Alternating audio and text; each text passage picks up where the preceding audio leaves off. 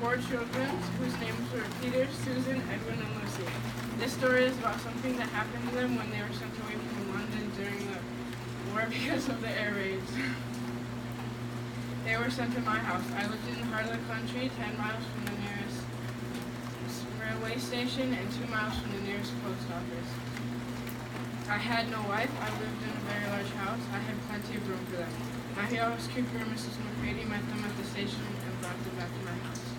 I think they all liked me on first meeting, except Lucy, who was the youngest, seemed a tiny bit afraid of me, and Edwin, who was the second youngest.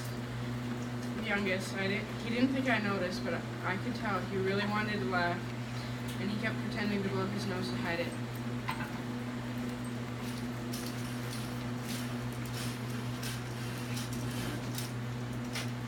We have fallen on our feet, and no mistake. This is going to be perfectly splendid. That old chap will do anything we like. I think he's an old dear.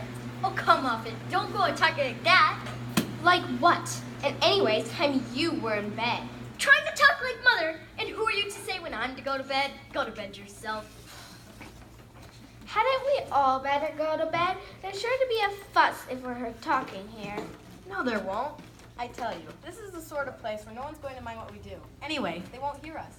It's about 10 minutes walk from here down to that dining room and any amount of stairs and passageways in between.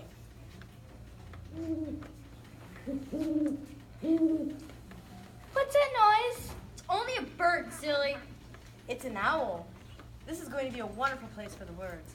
I shall go to bed now. I say, let's go and explore tomorrow. You might find anything in a place like this. Did you see the mountains as we came along? And the woods? There might be eagles. There might be stags. There'll be hawks. Badgers. Foxes? Rabbits.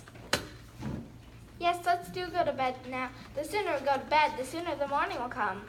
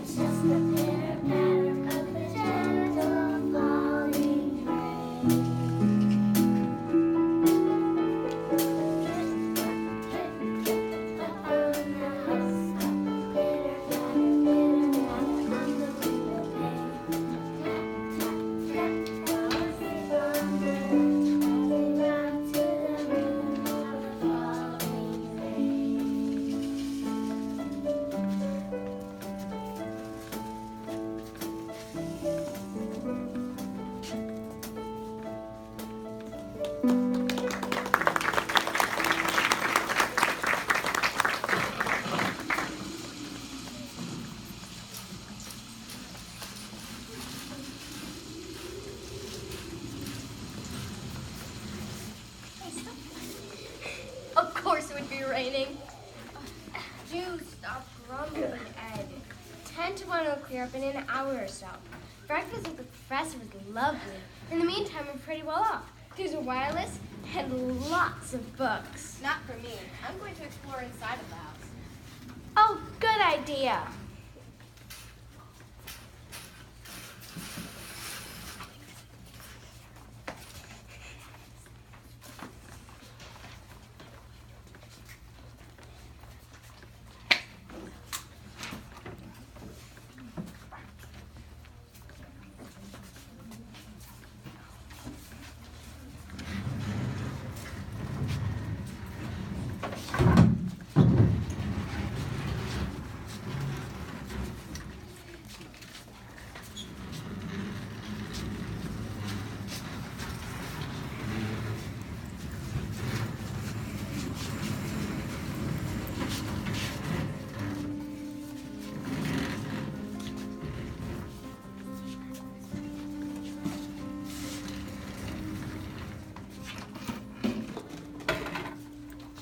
And that's how the adventures began. Though I was working in the kitchens and didn't know it at the time.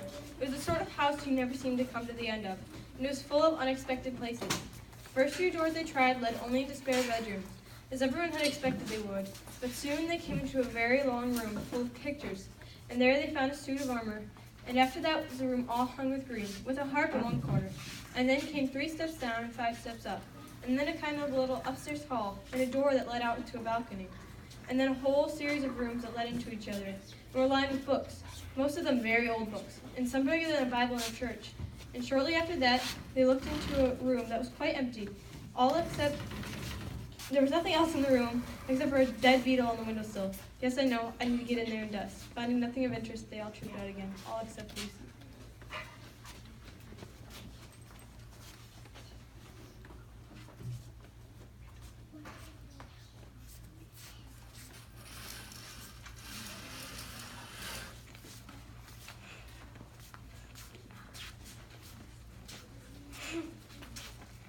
Oh, fur coats. I love fur.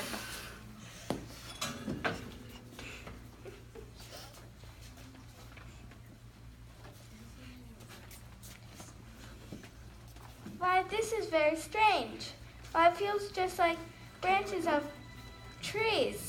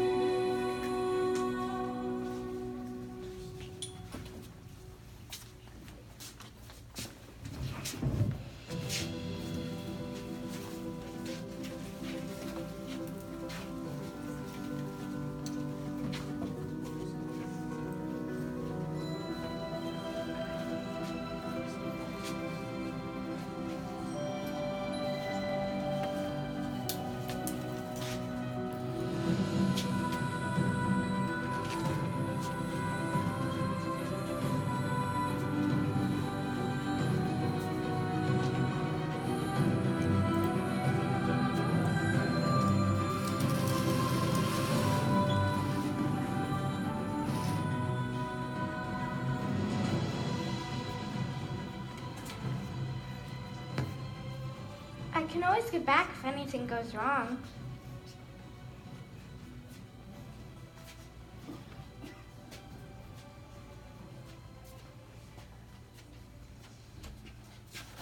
Goodness gracious me! Good day. Good evening. Good evening.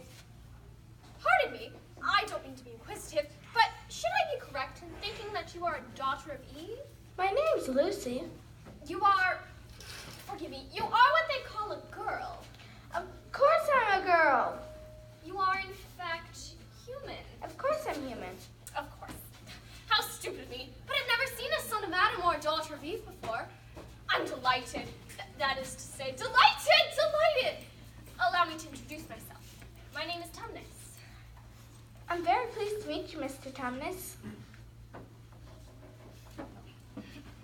And may I ask, O Lucy, daughter of Eve, how you have come into Narnia? Narnia, what's that? This is the land of Narnia, where we are now. All that lies between the lamppost and the great castle of Cair Paravel on the eastern sea. And you have come from the wild woods of the west. I got in through the wardrobe in the spare room. If only I had studied harder at geography when I was a little fawn, I should no doubt know all about those strange countries. It is too late now. But they aren't countries at all. It's just back there. At least, I'm not sure. It's summer there. And meanwhile, it is winter in Narnia and has been for ever so long. And we shall both catch cold if we stand here talking in the snow. Daughter of Eve from the far land of Spare where eternal summer reigns around the bright city of Wardrobe. How would it be if you came and had tea with me? It's very kind of you, but I shan't be able. But I was wondering if I ought to be getting back. But it's only just around the corner. There'll be roaring fire and toast and sardines and cake. It's kind of you, but I shan't be able to stay long. All right, we'll go there right after we pick up my parcels. Thank you. If you will take my arm, Daughter Vive, I shall be able to hold the umbrella over both of us. That's the way. Now off we go.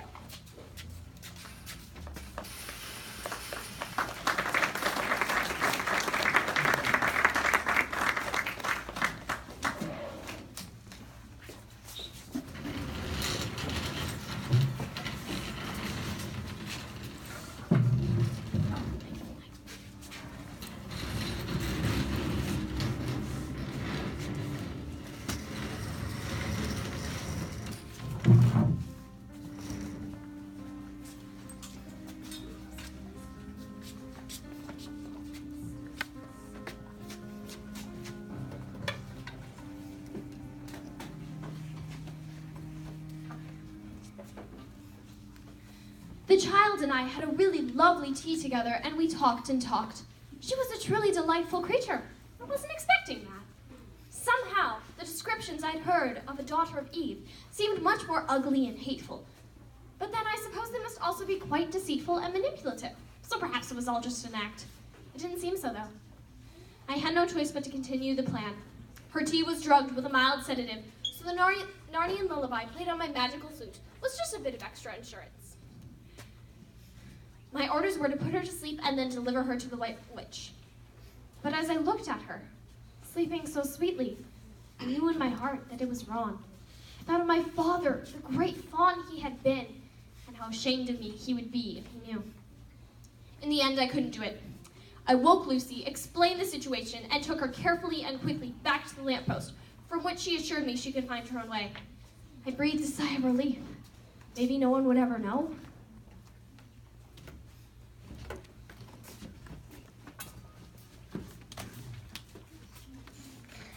I'm here, come back, I'm all right.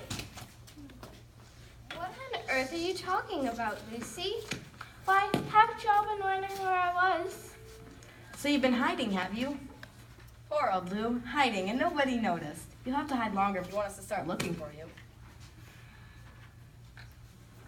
But I've been away for hours and hours, and I had...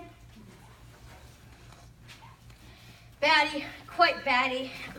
What do you mean, Lucy? What I said, I've been away for hours and hours, and I had tea and all sorts of things happened. Don't be silly, Lucy. We all just came out of this room a moment ago, and you were there then. She's not being silly at all. She's just making up a story for fun. Aren't you, Lou? And why shouldn't she? No, I'm not, Peter. And it's a magic wardrobe, and there's a wood and a fawn and a witch, and it's called Narnia. Come and see. Now go in and see for yourselves.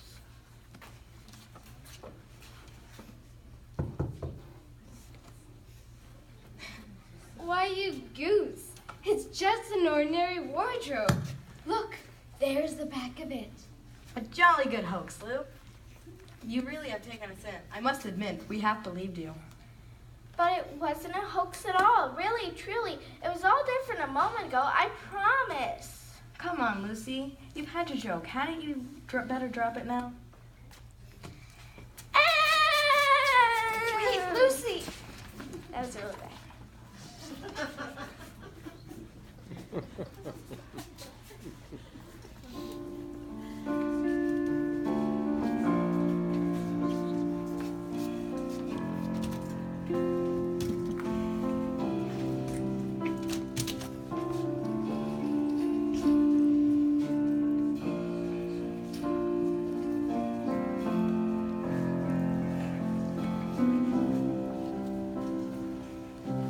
When I run away, tell me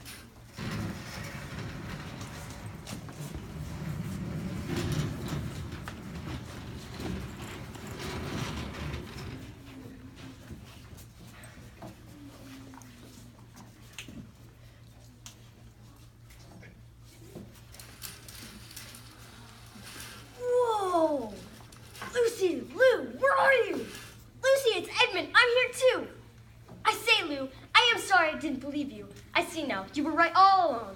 Do come out. Make peace. Lucy?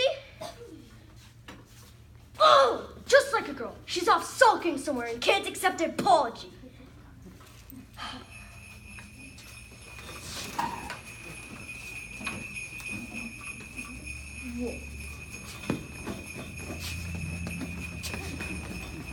Stop! And what, pray, are you? My name's Edmund. Is that how you address a queen? I beg your pardon, Your Majesty. I didn't know. Not to know the Queen of Narnia? Well, you'll know it better hereafter. But I repeat, what are you? Please, Your Majesty. I'm at school. At least I was. It's the holidays now. But what are you? Are you an overgrown dwarf that has cut off its beard? No, Your Majesty. I never had a beard. I'm a boy. A boy? Do you mean to say you are a son of Adam? A what? I see you are an idiot, whatever else you may be.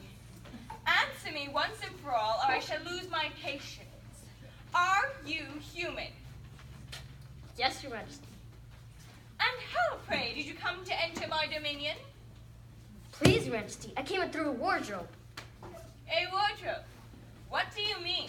I opened a door and I just found myself here, Your Majesty. A door? Oh, a door! A door from the world of men. I have heard of such things. This may wreck all, but he is only one easily dealt with.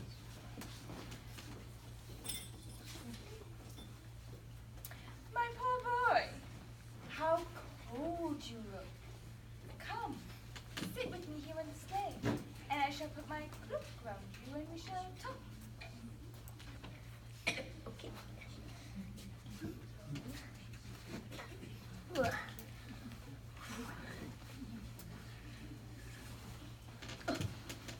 Tell me, son of Adam, would you like something hot to drink?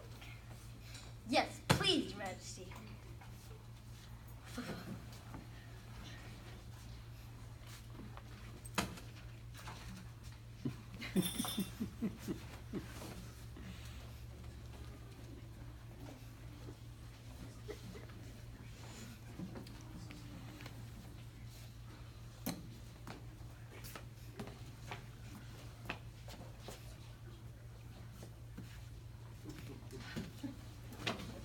It is dull, son of Adam, to drink without eating. What would you like best to eat? Turkish delight, please, Your Majesty. Best thing ever.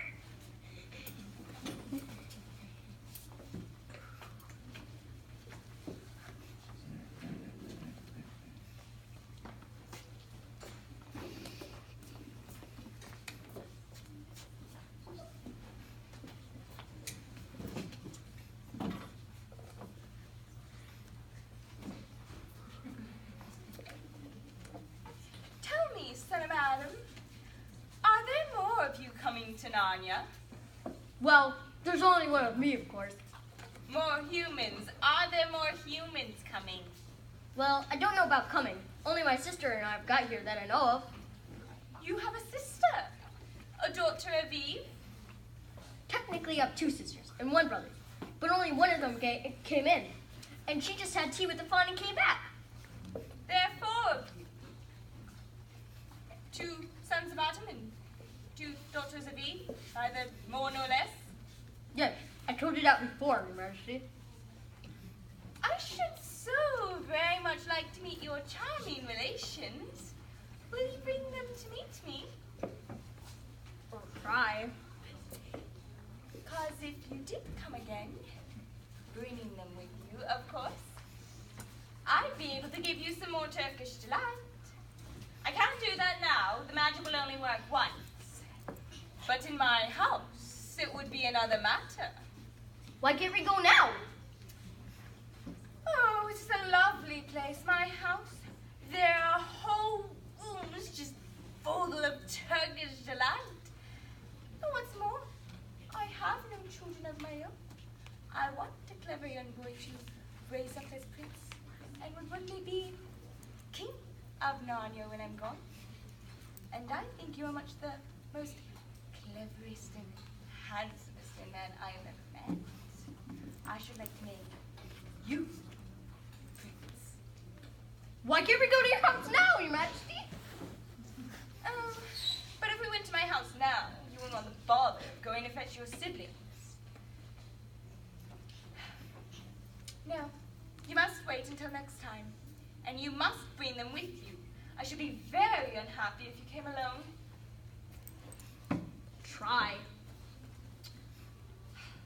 One day you will be Prince of Narnia. That much is understood. But you must have courtiers and nobles. I will make your brother a duke, and your sisters duchesses. Well, there's nothing special about them. And anyway, I can always bring them some other time. No, you must bring them with you. When you go back, next time, all right? Next Please, time. please, please, couldn't I have just one piece of Turkish delight to eat on the way home? No! No. You must wait until next time. Well, I don't even know my way back to my own country. That's easy.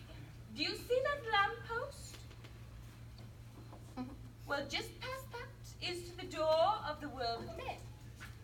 And when you come back from there, all you need to do is find the lamppost. And you see those two hills over there? I think I can. Well, my house is between those two hills. So all you need to do is find the lamppost and walk through the woods until you reach my house between the two little hills. And a clever boy like you, I'm sure, can come up with some wonderful excuse for your siblings, like when you bring them back to the house. I mean, you could just say, let's see who lives here, or something like that. Yes. So, next time, all right? And don't forget to bring them with you. Next time, all right? Next time. Next time, and don't forget. Come soon.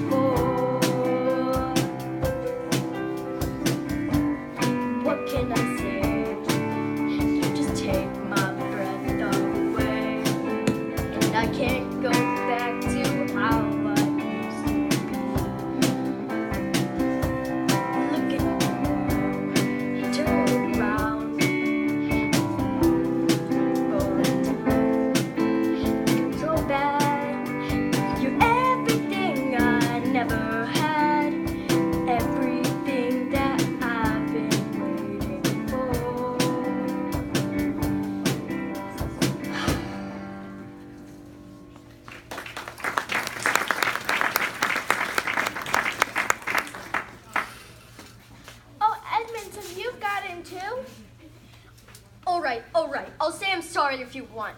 But first, where on earth have you been? I've been looking everywhere for you. I've had lunch with dear Mr. Thomas the Fawn. pretty well off that the White Witch has done nothing to him for letting me go, and that means that she can't have found out. The White Witch? Who's she? She's this perfectly terrible person. She calls herself the Queen of Narnia, even though she has no right to be the queen at all. And all the dryads and naiads and dwarfs and fauns, at least all the good ones, simply hate her. And she can turn people into stone and do all kinds of horrible things. And she drives around on a sleigh drawn by reindeer with a crown on her head and a wand in her hand. Who told you all that stuff about the White Witch? Mr. Tumnus, the faun. You can't always believe what fawns say. Who said so? Everybody, ask anybody you like. And anyway, it's pretty poor sport standing here in the snow. Let's go home. I say, I'm glad you've gotten to. The others will have to believe us now that the both of us have got in. Yeah. But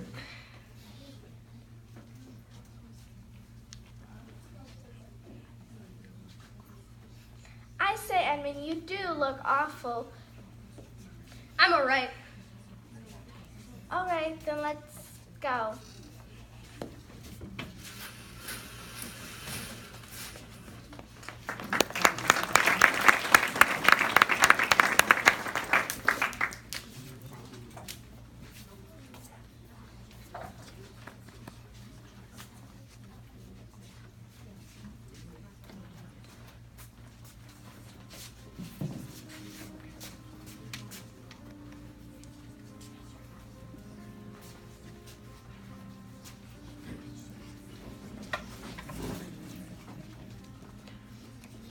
And now we come to one of the nastiest parts of the story.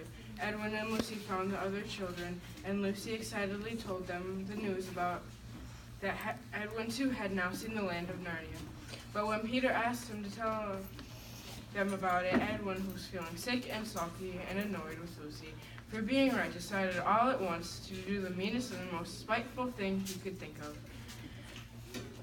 He told Peter they had been playing pretending that her story of a country in the wardrobe was really true. Just for fun, of course. And when Lucy ran crying from the room, he sneered at her, going on about the silliness of young children. Peter and Susan were furious with Edwin for encouraging Lucy in what either must be insanity or a lie. It was a miserable evening.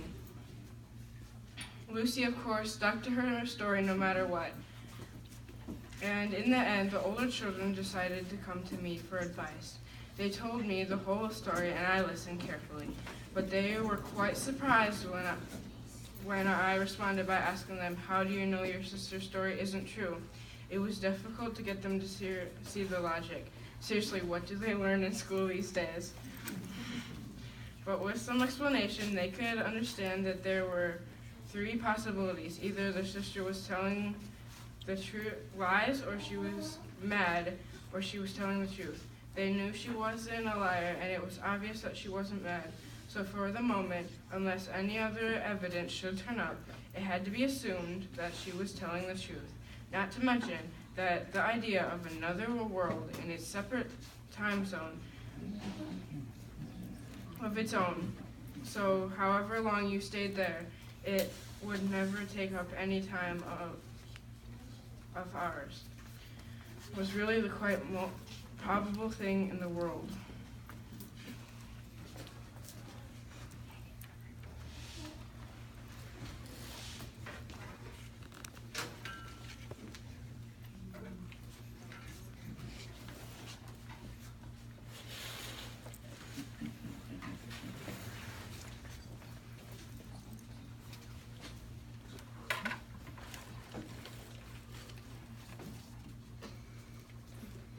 This house of the professors was so old and famous that it was even mentioned in history books, and people from all over England would come in and ask permission to see it.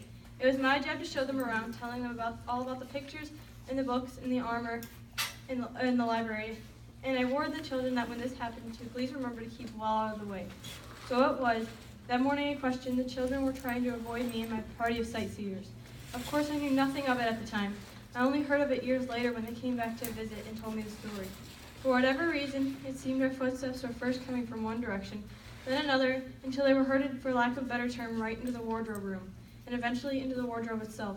And that's when the adventures began.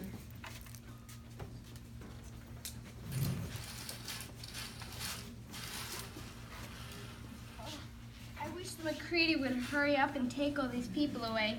I'm getting horribly cramped. And what's that smell? Mothballs. I expect the pockets of these coats are full of them.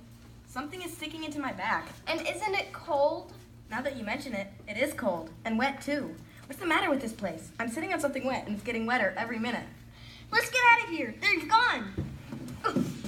Whoa. Lucy, where are you?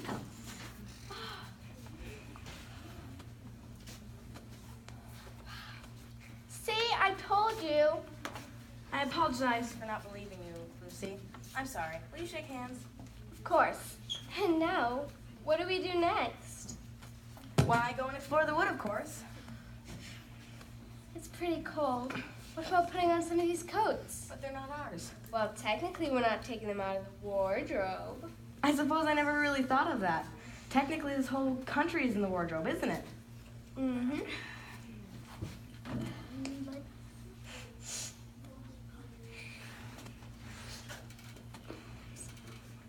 One for you. Thank you.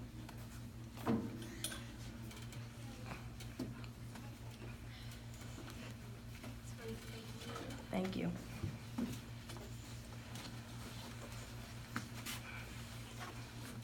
Here's one for you, Edmund. This is way too big. We'll never fit. Well, you can freeze if you want to. Shut up.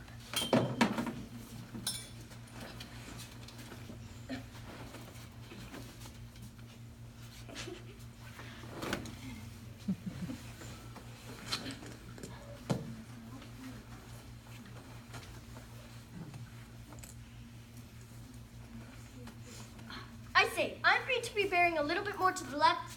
That is, if we're heading for the lamppost, of course. So you really were here that time Lou said she had met you in here. And you made out she was telling lies. Well, of all the poisonous little peas. Wait, guys. Where are we going anyway? I think Lucy should be the leader. Goodness knows she deserves it. Where will you take us, Lou? What about going to see Mr. Thomas, the nice fawn I told you about? Lead on.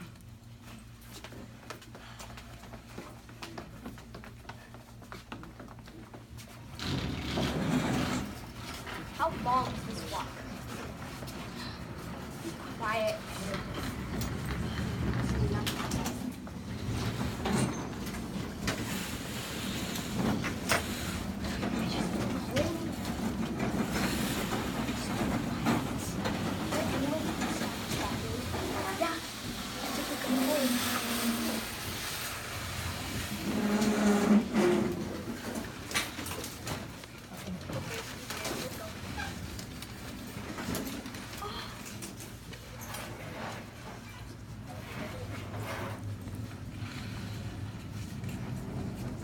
Look, there's a notice. The former occupant of these premises, the Fawn Tumnus, is under arrest and awaiting his trial on a charge of high treason against Her Imperial Majesty, Jadis, Queen of Narnia, Chatelaine of Carrickford Vale, Empress of the Lone Island, etc. He is also charged with comforting her said Majesty's enemies, harboring spies, and fraternizing with humans. Signed, Mogram, Captain of the Secret Police. Long live the Queen. I'm not sure I'm going to like this place after all. Do you, who is this Queen, Lucy? Do you know anything about her? She's a perfectly terrible. She's a perfectly terrible person. She's a witch, the White Witch. She calls herself the Queen of Narnia, even though she has no right to be the queen at all. And all the animals, at least all the good ones, simply hate her. And she rides around on a sleigh drawn by reindeer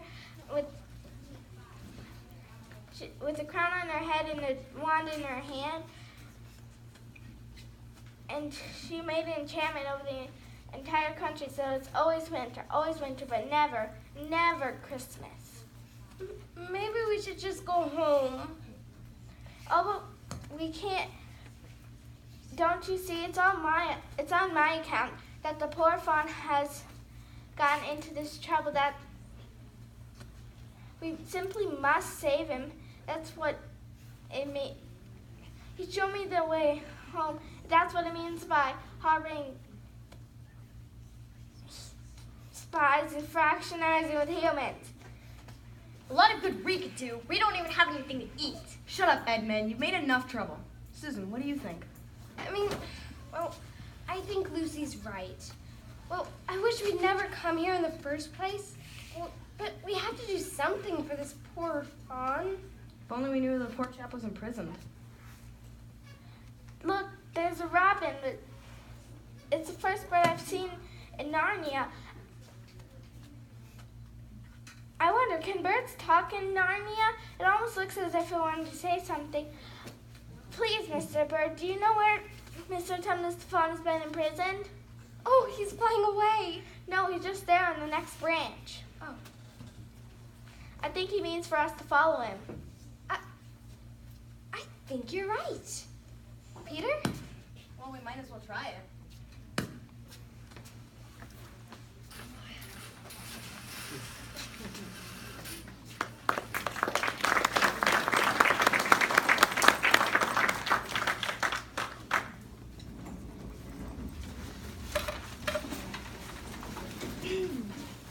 Mr. Robin led the children right round till they came upon the place where my husband, Mr. Beaver, was waiting to take them home to a comfortable house.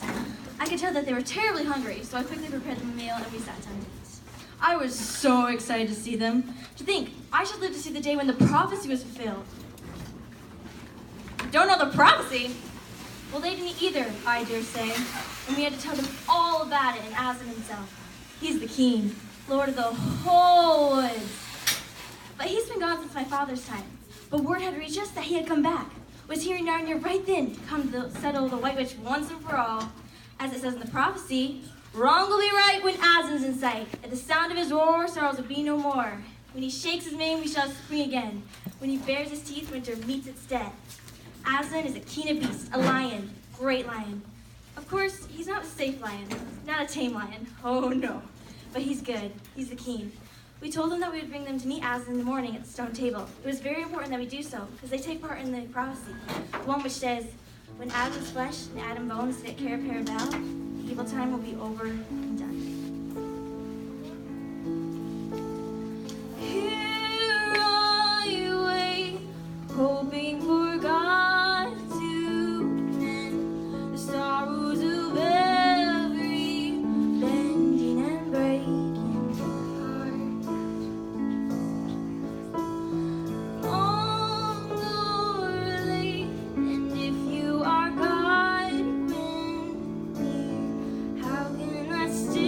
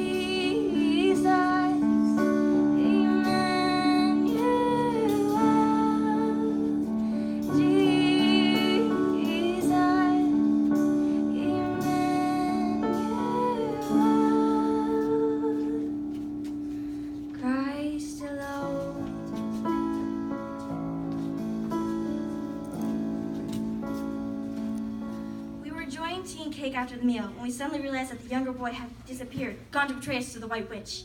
I knew there was something not quite right about the boy when I first saw him. Something about the eyes said that he was one who had met the witch and tasted of her food. The others wanted to go after him, but we knew there was no time. We had to go quickly to Aslan. He was the only one who could save the boy now.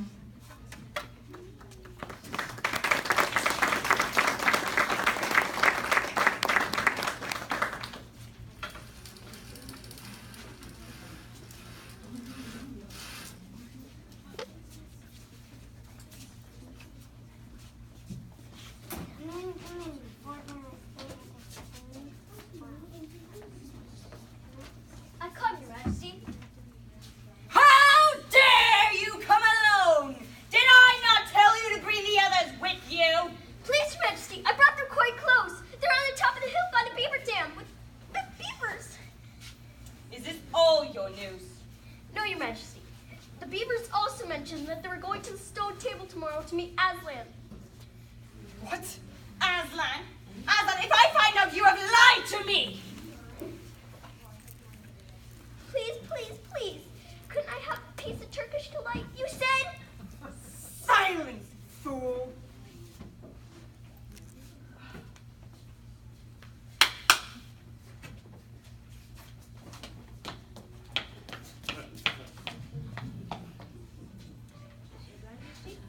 Make ready my sleigh and prepare the harnesses without bells. And bring the human creature food and drink. We can't have the brat fainting on the way.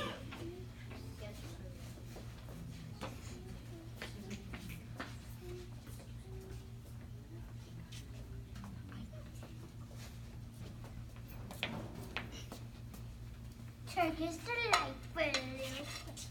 Ha ha ha.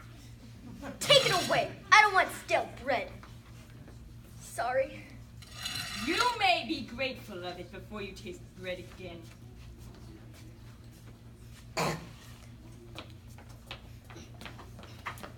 Sleigh has been prepared, Your Majesty. Morgram, Yes, Your Majesty. take with you the swiftest of your wolves and at once go to the house of your beavers. Of the beavers. Kill whatever you find there. And if they have already left, make with all the haste to the stone table. But wait for me there in hiding. I, meanwhile, must go many miles to the west before I can find a place where I can cross the river. If you come across the humans before they have reached the stone table, you know what to do. I hear no veil, Queen. Come, child.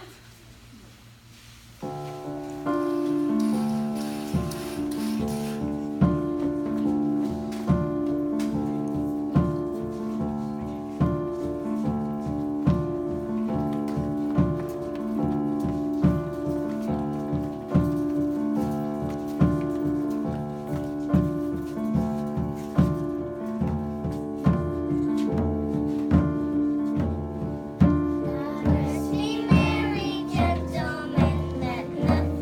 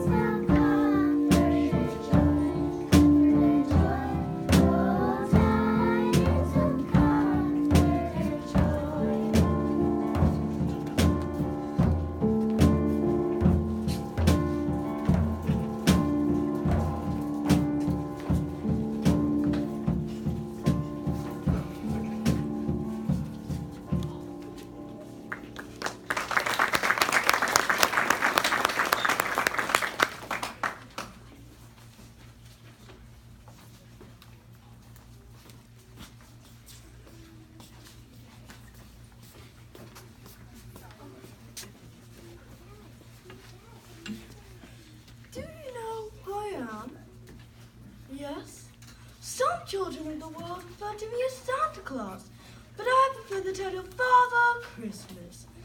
I get the privilege of telling you the next part of the story.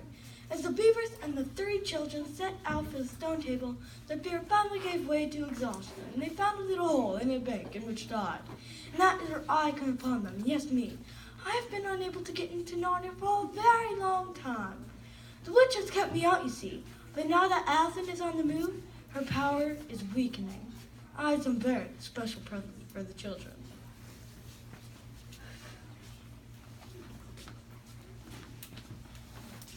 Peter, Adam's son. Here, sir. Here are your presents. They are tools, not toys. The time to use them is perhaps near at hand. Bear them well.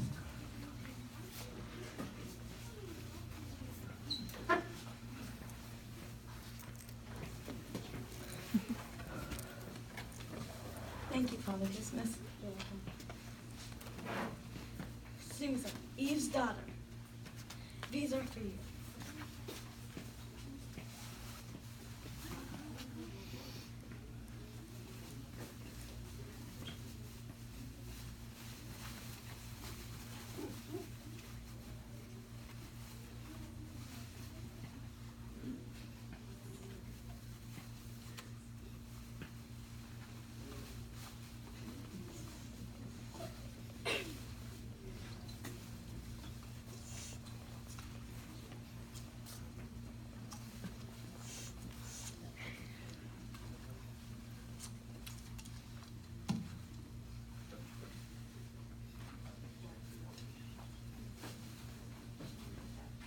The bow is only to defend yourself. A great need, for you are not to fight in battle. It does not easily miss. When you put this horn to your lips and blow, wherever you are, help of some kind will come to you. Thank you, Father Christmas. Lucy, Eve's daughter.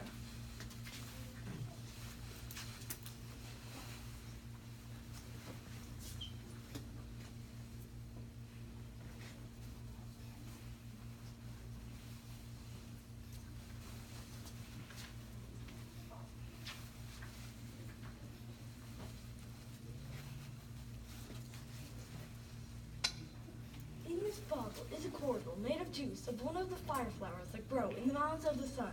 If you or any of your friends are hurt, a few drops of this will restore them. The dagger is only to defend yourself at great need, for you also are not to be in battle. Thank you.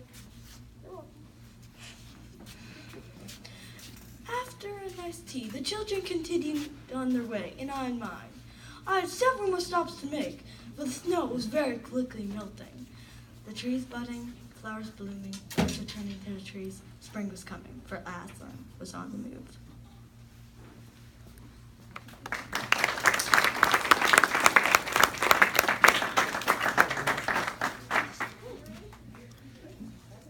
Thank you for joining us tonight.